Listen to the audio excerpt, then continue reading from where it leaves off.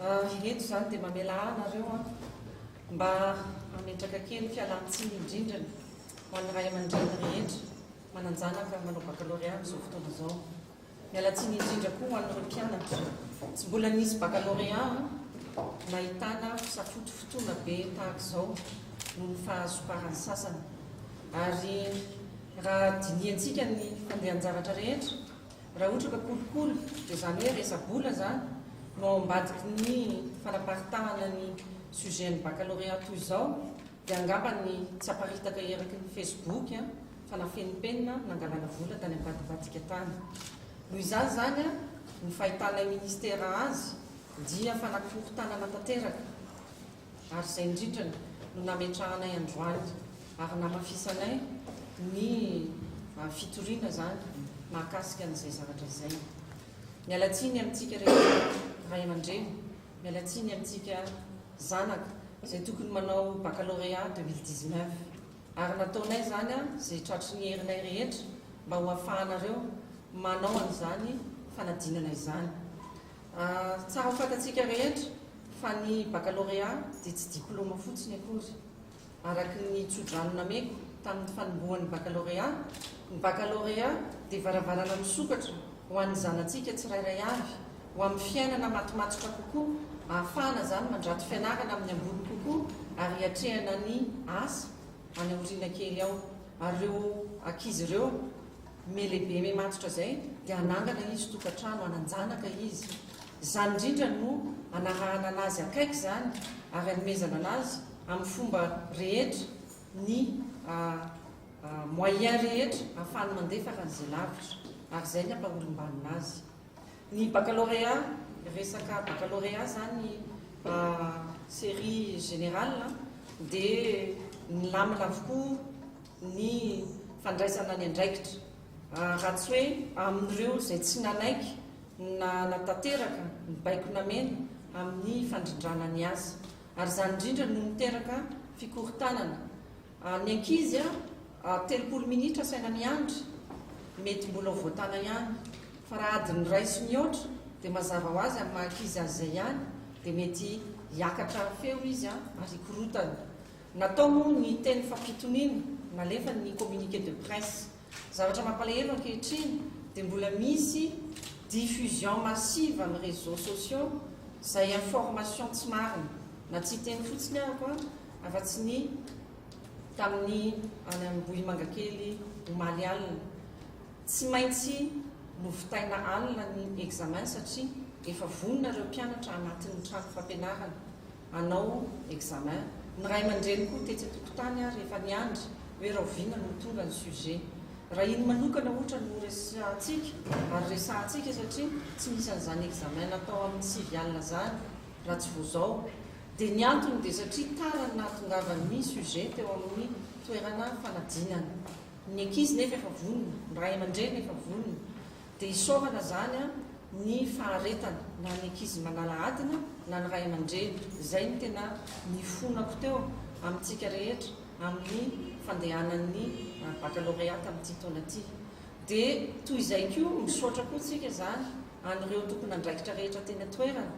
naharitra sy nandà tena hatramin'ny sivialina voatapitra ny fanadinana.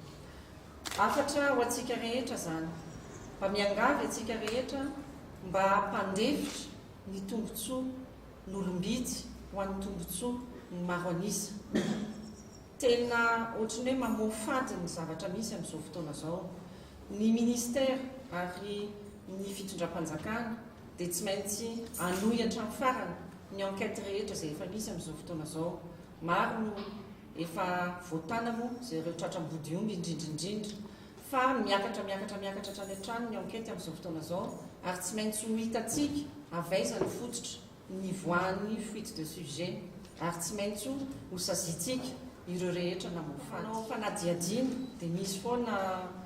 zavatra azo lazaina, zavatra mbola tsy afaka aparitaka. Za zany teny hoe aleo andeha ny enquête rehetra, dia rehefa avy eo zany ny tompony andraikitra rehetra no afaka ampilaza amintsika ny tsipiriany rehetra. Ny zavatra misy zany dia efa mandeha ny enquête, efa misy ny fitoriana, dia mbola tsy afaka manonona anarana olona,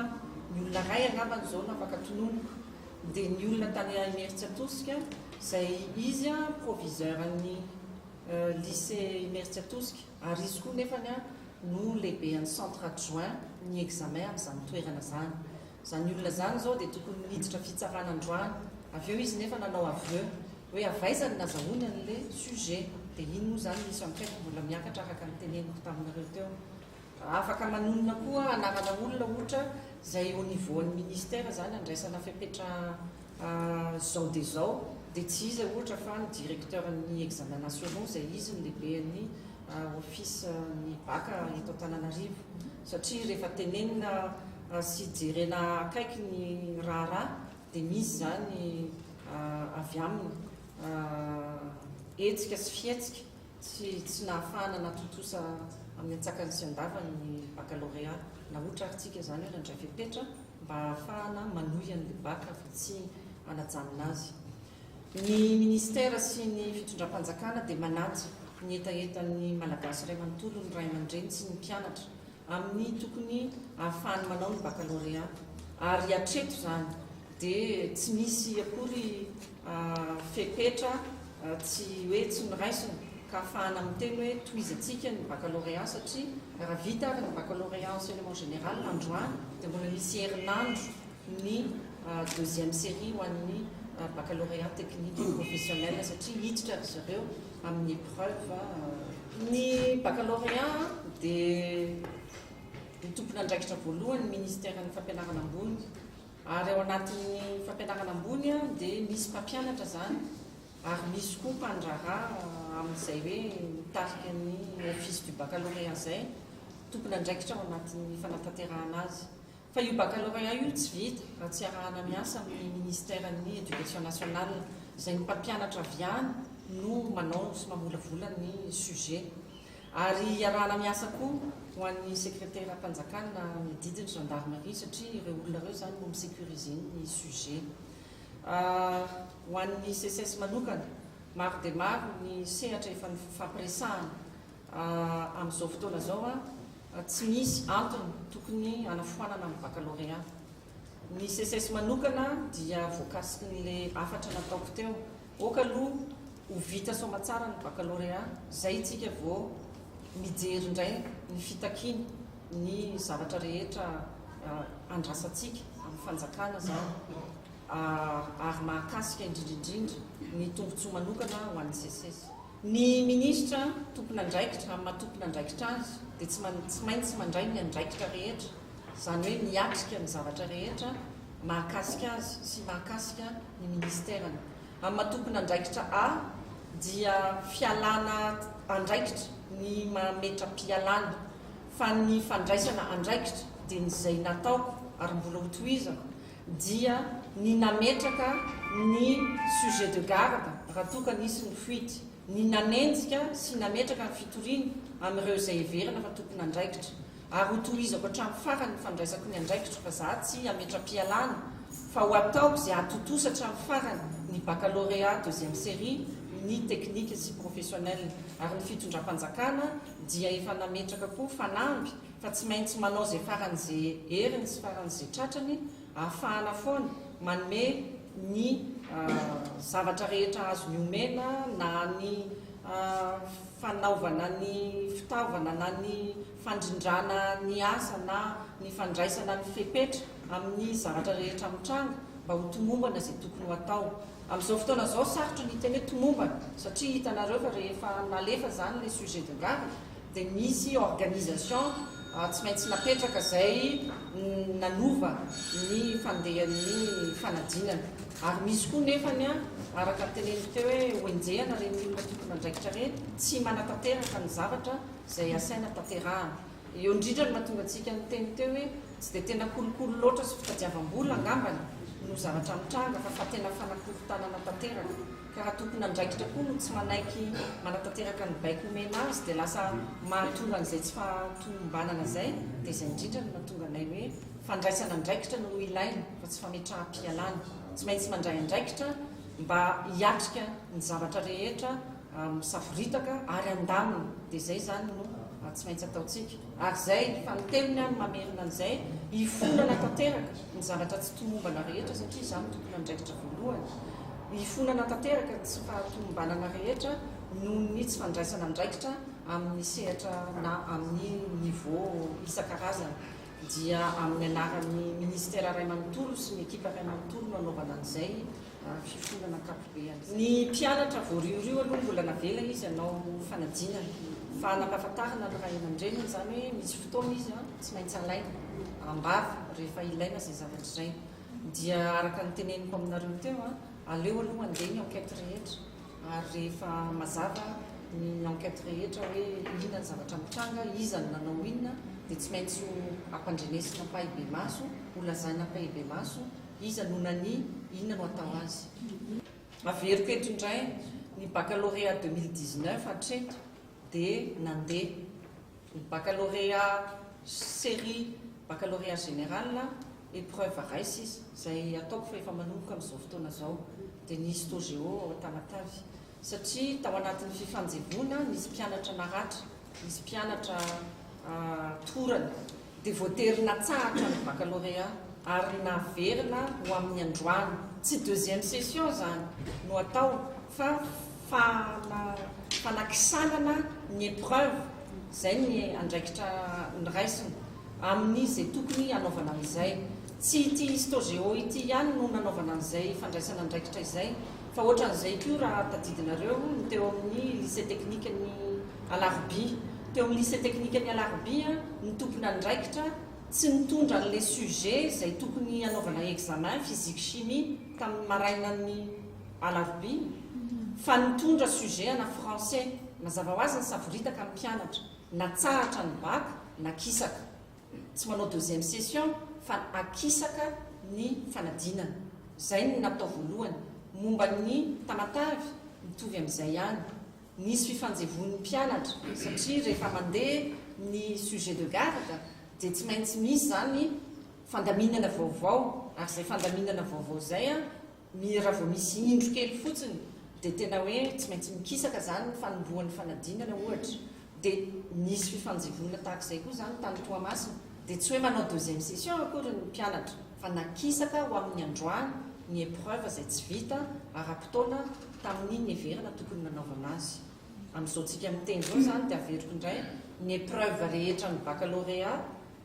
première série ho an'ny technique professionnelle enseignement général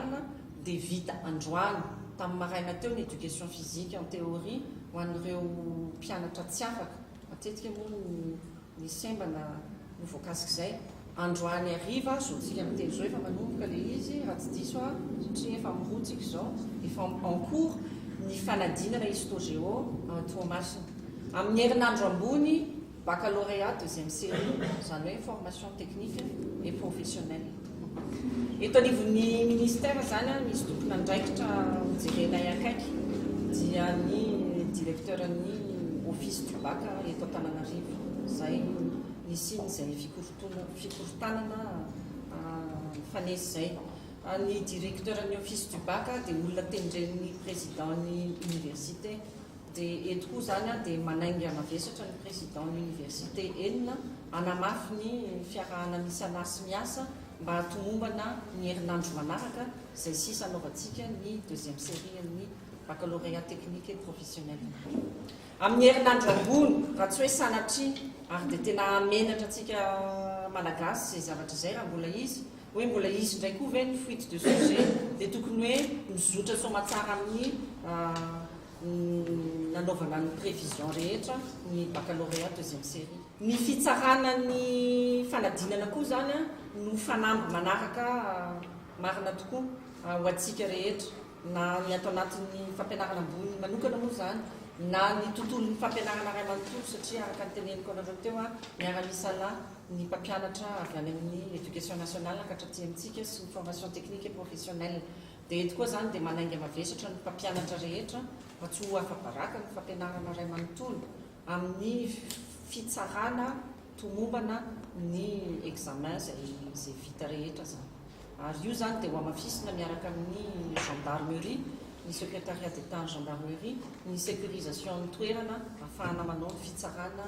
izay fanadinana nataontsika zay ohatran'izao zany fandehan'ny mpampianatra amin'ny tokamonina alohan'ny anaovana ny baccalauréat dia atokamonina ho an'le sécurisation ny sujet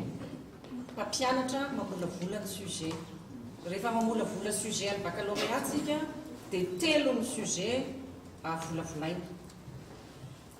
tsy misy mafantatra io sujet io zany afa-tsy ireo olona mamolavola n'le sujet dia io zany ataontsika hoe idina anaty conclave le olona mandritry ny 70 andro idina zay midika fa